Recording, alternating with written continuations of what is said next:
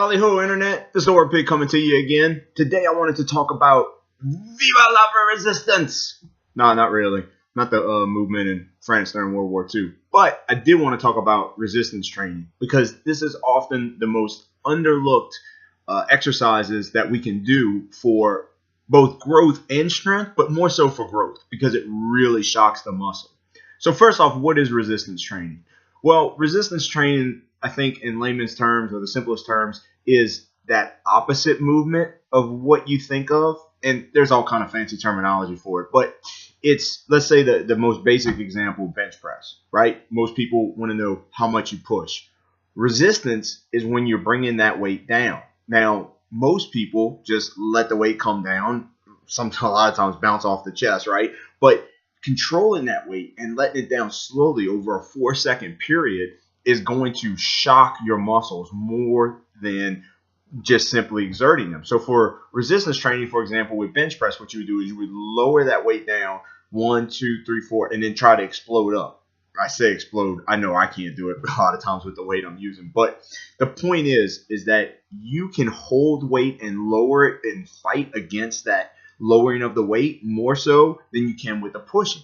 Dorian Yates recently said how you can when you get to the point to where you can't push that weight anymore, where you can't pull the weight. Let's say you're doing a curl, you can't pull that weight. He was like, that's when a partner is really good because a partner can come in and help you to put the weight up, and then you fight. You can usually get about 3 more out of it just trying to lower it, and that's to really shock the muscle, to really destroy it in a way that has never been destroyed before. So resistance training gets overlooked because we're all about picking the weight up and then just dropping it and just going down. Just today, I was trying to focus on resistance, and I noticed that another thing we tend to do is like slack off once we get to that point. So I'm sorry, it was yesterday. Yesterday I was doing shoulders, right? And I was doing my lateral raises with the dumbbells. And I noticed that I would try to get the weight up towards the end when I'm starting to hit failure. I'm trying to get the weight up and I'm trying to fight against it. And once my arm got to like a 45-degree angle or so, I let it go the rest of the way.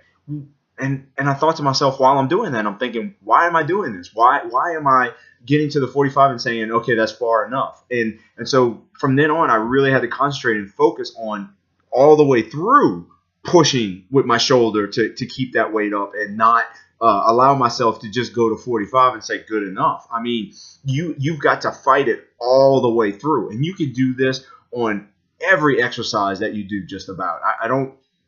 I can't think of the top of my head any exercise that this wouldn't be effective for, but there might be some out there, and if there are, by all means, let me know or correct me. But for the most part, every exercise I can think of, you can do resistance, where when that weight is, with the curls, when you're lowering that weight, you can fight against that. And this is one of the times I would say where bad form or momentum is acceptable. Because if I use momentum, the lateral raise, and I did this towards the end, if I use momentum just to get it up there, but then fight to hold it as long as I can and allow it to move. Don't just lock it out, okay?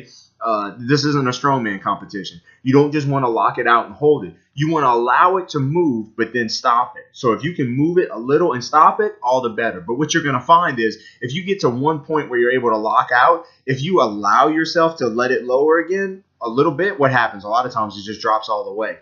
I don't understand the mechanics of the body. I don't know why that happens. I just know that there's certain points that we can hit where we can hold the weight a lot longer. I'm not saying you can hold it forever, but you can hold it a lot longer, and it's not necessary, okay? You're strong at that point. You're able to hold the weight. So why are we trying to work on that? We need to get all the other muscles equal to that level of where you're at, to where you're using some kind of different muscle, okay? Like when we're lowering the bar with the curl, a lot of times you can get all the way just before that 45-degree and hold it for a good while. You could just stop there and be like, and it hurts, and you're not going to hold it forever. But what's going to happen? And once you do hit failure, you're just going to drop it completely. But if you allow yourself, you tell yourself, no, I can't stop. I have to still continue to move it a little bit, and you allow it to drop, it's going to fall a lot quicker. All right? Gravity, the way your body works, I don't know. But you have to allow it to continually move. So just like when you're pushing and you're trying to, or you're pulling with the curls, and you're pushing it just a little bit more, you want to keep that weight moving. Same principle. You want to allow it to move a little bit, but you want to keep it under control, and you want it to go as slow as possible, but with movement. Okay, as slow as possible with movement.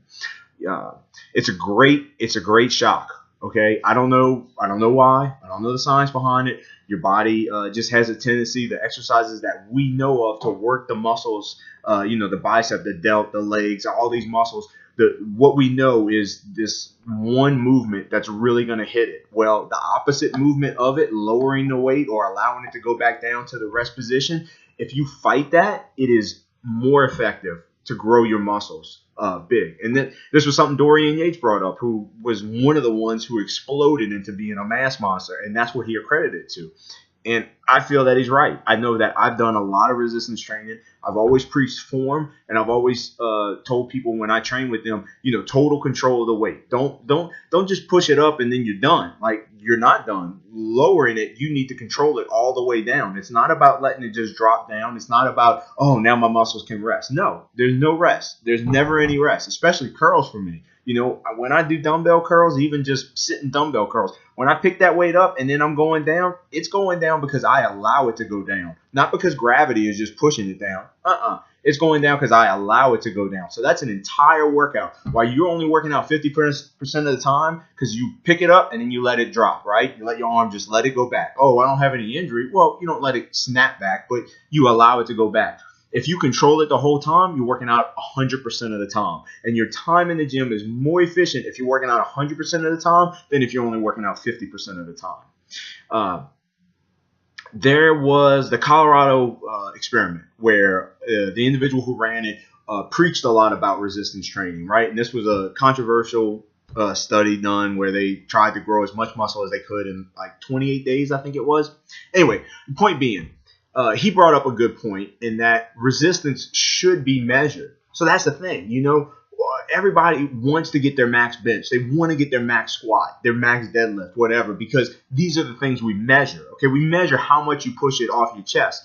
You should be able to, and we should be able to measure resistance. How much weight can you put on that bar and lower it over a 4-second period or a 6-second period? Moving it slowly and controlling the weight.